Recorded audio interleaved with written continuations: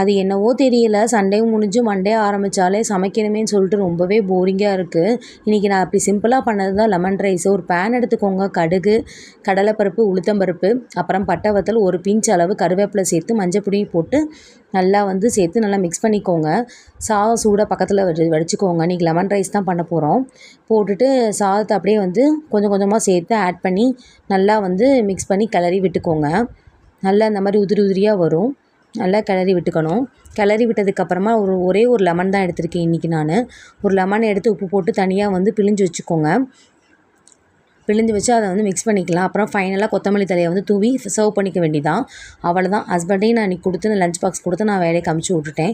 உங்கள் வீட்டில் திங்கக்கிழமை ஆனால் நீங்கள் என்ன சமைச்சிங்கன்றதை மறக்காமல் கமெண்ட்டில் சொல்லுங்கள். சிம்பிளாக சைட் டிஷ்க்கு தக்காளி தொக்கு அமுச்சு விட்டுட்டேன். இந்த வீடியோ பிடிச்சிருந்தா லைக் பண்ணுங்கள், ஷேர் பண்ணுங்கள், கமெண்ட் பண்ணுங்கள். இதே மாதிரி நெக்ஸ்ட் வீடியோ பார்க்க நம்ம சேனலை சப்ஸ்கிரைப் பண்ணிக்கோங்க. பாய். நெக்ஸ்ட் வீடியோவில் பார்க்கலாம்.